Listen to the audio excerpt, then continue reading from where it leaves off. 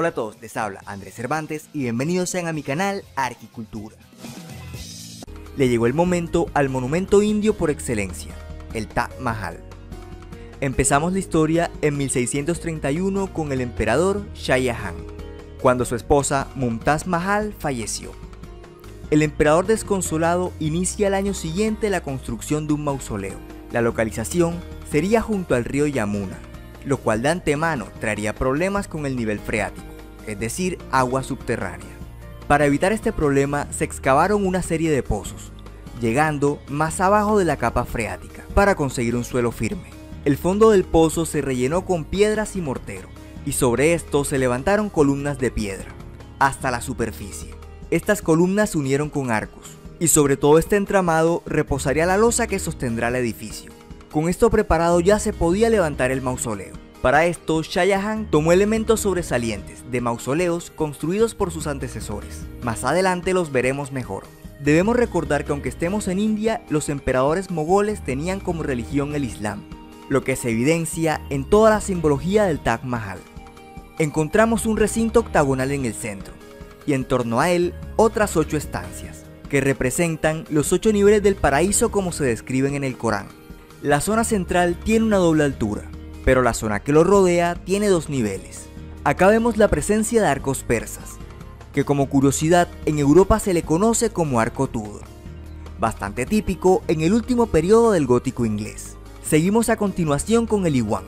Este es un elemento de la arquitectura musulmana, que consiste en una especie de sala rectangular con 3 paredes, y funciona como pórtico de acceso. Para el iwan del Taj Mahal, Shah Jahan se inspiró en el mausoleo de su abuelo. En la parte alta aparecen en 4 puntos una serie de arcos polilobulados, y sobre ellos unas cúpulas, con una morfología muy típica de las construcciones del Imperio Mogol. Estas también son tomadas del mausoleo de su abuelo. A continuación seguimos con el tambor, una construcción cilíndrica que sirve para elevar la cúpula. Llegamos ahora sí al elemento más característico del Taj Mahal, su cúpula. Esta es una cúpula con forma de cebolla, llamada cúpula cebollada o bulbosa. Creo que la explicación del nombre está de más. Para esta cúpula se tomó como referencia la que estaba en el mausoleo de un famoso antepasado del emperador. Con esto listo se procedió a cubrirlo todo con mármol blanco, añadiendo toda clase de ornamentos, utilizando una técnica llamada piedra dura, donde el mármol es tallado con bajorrelieves y se rellena con piedras semipreciosas. Esta técnica es originaria de Europa y su presencia en el Taj Mahal evidencia las relaciones culturales entre ambas partes. Sin embargo, en la India se disponía de una variedad de piedra muy superior, dando como resultado formas iniguales. El interior también fue decorado de la misma forma, y en el centro del recinto está el sepulcro, rodeado con una celosía cuidadosamente elaborada. En 1643 se puede decir que la obra principal estaba terminada. Pero el Taj Mahal es mucho más que solo el mausoleo. Hacen falta toda una serie de edificaciones anexas. Empezamos con los minaretes. Estos se inspiraron en el mausoleo del padre del emperador. Pero hay un detalle. Los minaretes tienen una ligera inclinación hacia el exterior. Y esto es por 2 motivos. El primero es efecto de perspectiva, para que al verlos desde abajo no luzcan inclinados hacia el mausoleo, sino para que se vean rectos. El otro motivo es el más interesante. En caso de un colapso a causa de un terremoto, se suprime toda posibilidad de que los minaretes caigan hacia la cúpula, sino hacia el exterior. Delante de la construcción se hizo un jardín. Este también es una representación del paraíso, donde los 4 canales representan los 4 ríos que fluyen en el paraíso, y en medio un espejo de agua, que representa el estanque donde los fieles sacian su sed al llegar al paraíso. En torno al mausoleo tenemos una plataforma. Veamos qué ocurre ahí. Aquí es agregado otro edificio, la mezquita, construida en el extremo oeste. La mezquita tiene 3 cúpulas y 4 pequeñas torres en las esquinas. A ambos lados aparece una pequeña arcada que comunica el edificio principal con 2 torres.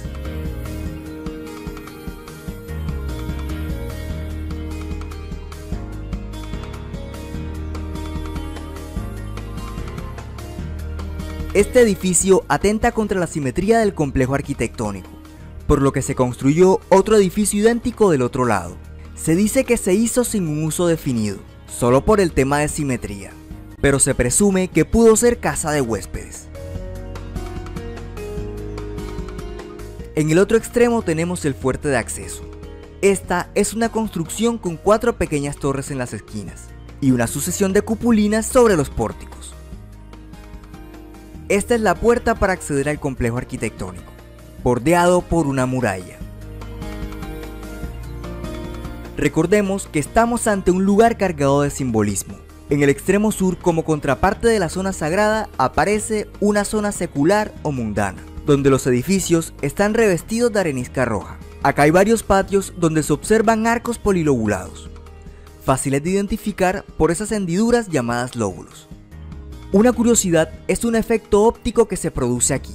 Resulta que desde este punto el Taj Mahal ocupa la totalidad del campo visual de la puerta, pero a medida que el observador se acerca, ocupa menos espacio en el campo visual, produciendo la ilusión de hacerse más pequeño al acercarse al monumento y más grande al alejarse. Una vez cruzada la puerta, este efecto desaparece. La construcción es completamente terminada cerca de 1656, y después de esto Shah Jahan empieza a tener problemas de salud, y el imperio había quedado casi en la ruina por la construcción de tan costosa obra. Ante esta situación, el hijo de Shah Jahan se proclama emperador, y pone en prisión a su padre, mientras combate con sus hermanos por el poder. Un elemento que no he mencionado se encuentra en el otro extremo del río. Aquí hay un espacio llamado Jardín de Luz de Luna, como reflejo del otro jardín. Hay una hipótesis que dice que antes de ser destronado por su hijo, Shah Jahan estaba por construir un Taj Mahal negro, como contraparte del blanco. Esta hipótesis se apoya en supuestos restos de mármol negro, pero las excavaciones demostraron que se trataba de un estanque para reflejar el Taj Mahal. Además, no se encontró mármol negro, porque realmente era mármol blanco, que había alterado su coloración por el paso del tiempo. Otra leyenda es que el emperador hizo cortar las manos de los constructores, para evitar que hicieran algo igual. Actualmente no hay evidencia de ello, y por cierto, lo mismo se dice de otros monumentos famosos. En 1666 muere Shah Jahan, y tiene como última morada un lugar junto a su amada en el Taj Mahal, alterando toda simetría que se traía hasta ahora.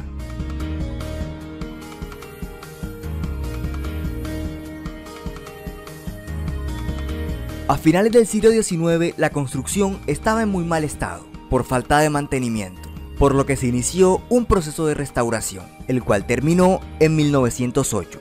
Esta obra fue ordenada por el virrey británico Lord Curzon. Además de estas intervenciones, los jardines fueron adecuados al estilo inglés.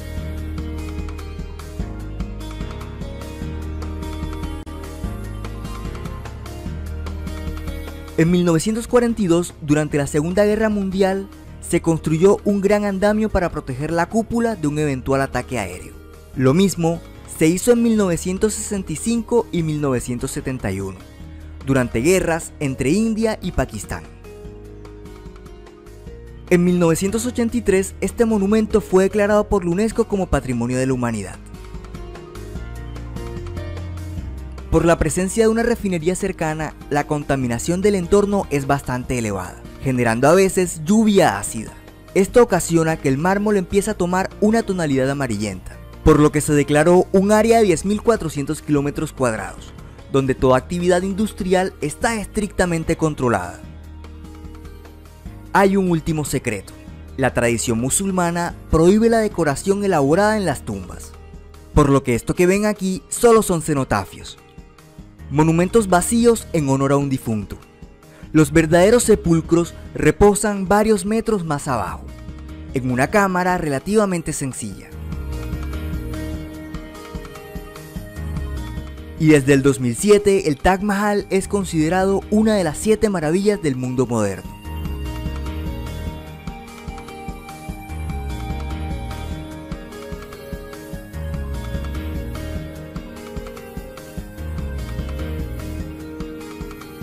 Y bueno, esto ha sido todo por hoy. Si te gustó, no te olvides de darle like y compartir con tus amigos. Y para que no te pierdas de próximos contenidos, suscríbete a mi canal de YouTube y sígueme en las redes sociales de Facebook e Instagram. Les habla Andrés Cervantes. Hasta la próxima.